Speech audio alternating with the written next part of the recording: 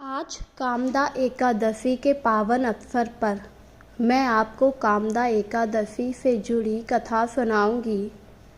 कामदा एकादशी का व्रत करने से आपको वाजपेय यज्ञ का फल मिलता है। अगर आप कामदा एकादशी का व्रत पूरे विधि विधान से करते हैं तो विष्णु भगवान आपकी सभी मनोकामनाओं को पूरा कर देते हैं। चैत्र मास की एकादशी को कामदा एकादशी कहते हैं। एक बार एक नगर में एक राजा रहा करता था। राजा बहुत ही शक्तिशाली और बलवान था। राजा के यहाँ पर एक पुत्र था जो बहुत ही अहंकारी था। इकलौता होने की वजह से राजा अपने पुत्र को बहुत अधिक प्रेम किया करते, उसकी गलतियों को भी छुपाया करते। एक बार राजकुमार ने अपने पिता से कहा कि वो वन में भ्रमण करने के लिए जा रहा है। राजा ने पहले तो मना किया, पर पुत्र के ज़्यादा जिद करने पर राजा ने उन्हें जंगल जाने दिया। जंगल आने के बाद राजकुमार इधर उधर भटकने लगे। तीर कमान लेकर वह शिकार के लिए निकले, पर उन्हें जंगल में कोई शिकार नहीं दिखाई दिया, जिससे राजकुमार थोड़े परेशान हुए और उन्होंने अपने आप से कहा, बड़ी हैरानी वाली बात है, आज तो जंगल में कोई शिकार ही नहीं है। तभी उन्हें एक पेड़ के नीचे एक साधु दिखाई दिया।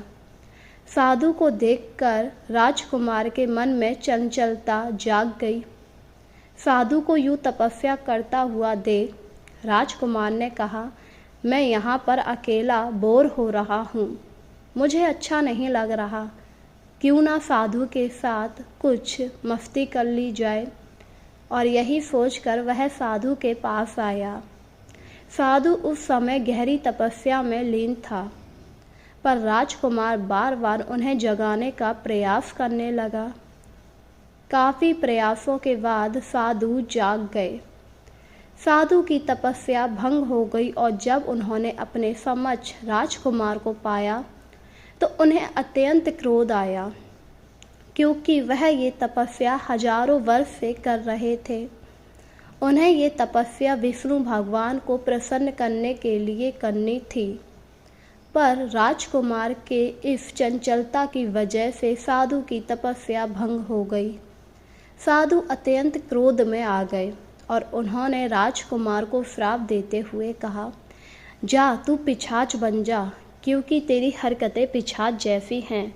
तूने मेरी तपस्या भंग कर दी, तुझे पता भी है तूने मेरी तपस्या भंग करके कितना बड़ा पाप किया।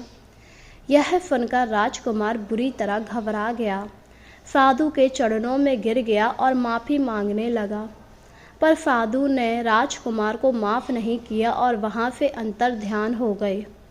साधु के श्राप के अनुसार राजकुमार कुछ ही देर में एक भयंकर पिशाच बन गया। पिशाच ऐसा जो पूरे जंगल में तबाही मचाने लगा। जंगल में भयानक दृश्य छा गया। जानवर इधर उधर भागने लगे।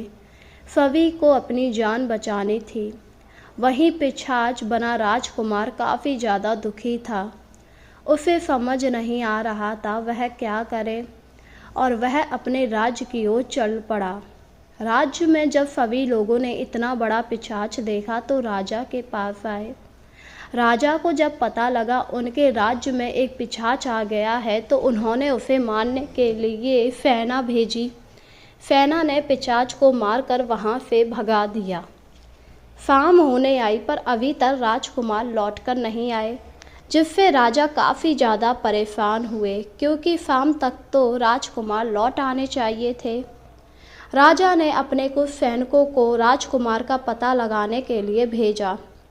सैनिकों ने चारों तरफ जंगल में देखा, पर उन्हें कहीं भी राजकुमार दिखाई नहीं दिए, जिस वजह से वह खाली हाथ लौट आए। सैनिकों को खाली हाथ देखकर राजा काफ़ी ज़्यादा क्रोधित हुए और बोले, तुम मेरे इकलौते पुत्र को ढूंढ नहीं पाए, तुम्हें किस बात का धन मिलता है। यह सुनकर सैनिकों ने नीचे नज़रें झुका ली। तभी एक सैनिक बोला, महाराज हमें राजकुमार कहीं नहीं मिले, पर एक पिशाच जंगल में घूमता हुआ जरूर मिला है।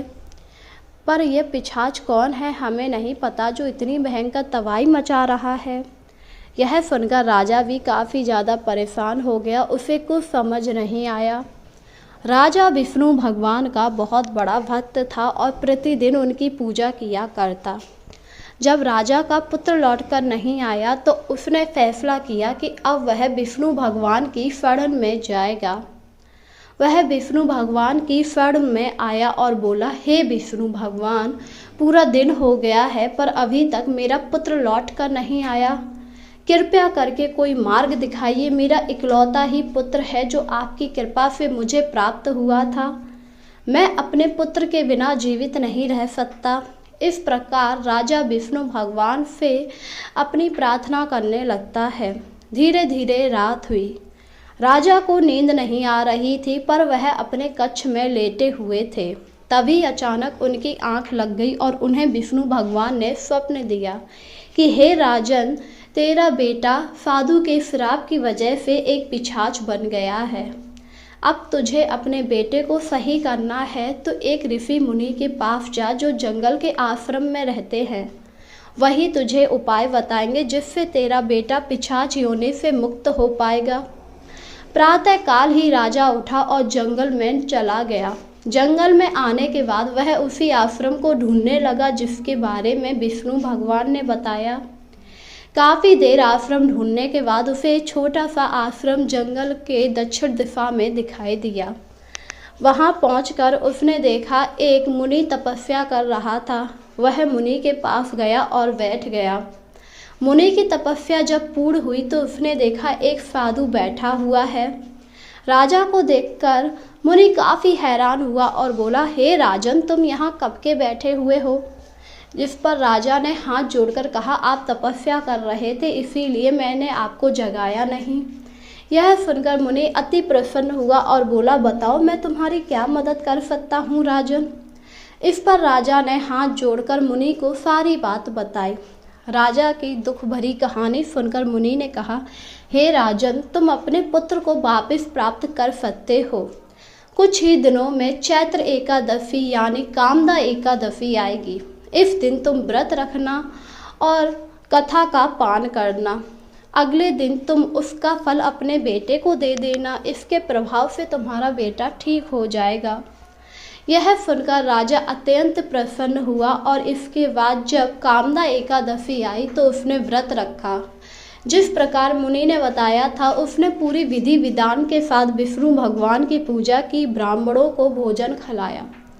अगली द्वादशी वाले दिन उसने व्रत का पालन किया और ब्राह्मणों को भोजन खिलाने के बाद उसने हाथ में जल लेते हुए कहा, हे विष्णु भगवान, मैं अपने कामदा एकादशी के व्रत का फल अपने बेटे को देता हूँ। ऐसा कहते ही उसका बेटा राजकुमार पिशाच योनि से मुक्त होकर अपने पुराने स्वरूप में आ गया, जिससे राजकुमार अत्यंत प्रसन्न हुआ और सीधे राजमहल आ गया। अपने पुत्र को सही सलामत देखकर राजा अत्यंत प्रसन्न हुआ और बोला, पुत्र तुम ठीक तो हो ना? जिस पर राजकुमार ने कहा, हाँ हाँ पिताजी, मैं बिल्कुल ठीक हूँ। आज आपकी वजह से ही मैं ठीक हूँ, मुझसे बहुत बड़ी गलती हो गई। जिस पर राजा ने कहा, पर ये सब हुआ कैसे? तुम पिशाच कैसे बन गए थे? इस पर राजकुमार ने कहा कि मैंने एक साधु की तपस्या भंग कर दी जिसकी वजह से उन्होंने मुझे श्राप दिया। यह सुनकर राजा ने कहा, बेटा, साधुओं का अपमान नहीं किया जाता। तुमने देखा ना साधु का श्राप कितना हानिकारक होता है। यह सुनकर राजकुमार ने कहा, हाँ हाँ पिताजी, आप बिल्कुल ठीक कह रहे हैं। आज के बाद मैं किसी भी साधु की तपस्या भंग ना करूँगा, ना ही किसी का अनादर करूँगा। यह सुनकर राजा अति प्रसन्न हुआ। इसके बाद राजा ने कहा, बेटा, आज से हम लोग कामदा एकादशी का व्रत किया करेंगे क्योंकि इसी के प्रभाव से तुम सही हो पाए हो। यह सुनकर राजकुमार बहुत ज़्यादा प्रसन्न हुआ। इसके बाद वह लोग हर चैत्र की कामदा एकादशी को व्रत किया करते थे जिससे उनका यश चारों तरफ फैल रहा था। वही राजा ने घोषणा करवा दी थी कि आज से हर कोई चैत्र मास की कामदा एकादशी का व्रत किया करेगा, जिससे उनके राज्य में सभी लोग कामदा एकादशी का व्रत किया करते थे, जिसके प्रभाव से उनका राज्य बहुत ज़्यादा संपन्न हो गया था और अंतिम समय में राजा विमान में बैठकर स्वर्गलोक चला गया। इस प्रकार जो भी कामदा एकादशी का व्रत करता है उसके ऊपर विष्णु भगवान की कृपा हमेशा बनी रहती है। विष्णु भगवान आपकी सभी मनोकामनाओं को पूरा कर देते हैं। इस दिन आपको सुबह जल्दी उठकर स्नान करना चाहिए, घर को पवित्र करना चाहिए। पवित्र करने के बाद लकड़ी की चौकी पर विष्णु भगवान की प्रतिमा स्थापित करनी चाहिए। उन्हें पीले रंग का भोग, फूल आदि अर्पित करने चाहिए। पीला वस्त्र चढ़ाना चाहिए, पीला चंदन लगाना चाहिए। इसके बाद उनको भोग लगाकर आरती करनी चाहिए। आरती करने के बाद कथा का पान करना चाहिए और उस दिन आपको पूरे दिन विष्णु सहस्त्र नाम का जाप करना चाहिए। और शाम को आरती करने के बाद आपको छोटा मोटा फलहार कर लेना चाहिए। इस प्रकार अगर आप व्रत रखते हैं तो विष्णु भगवान आपकी सभी मनोकामनाओं को पूरा कर देते हैं। अगले दिन आपको व्रत का पालन करना चाहिए और ब्राह्मणों को भोजन या दान दक्षिणा देनी चाहिए। इस प्रकार आपका व्रत पूर्ण हो जाता है और विष्णु भगवान आपकी सभी मनोकामनाओं को पूरा कर देते हैं। तो बोलो जय विष्णु भगवान।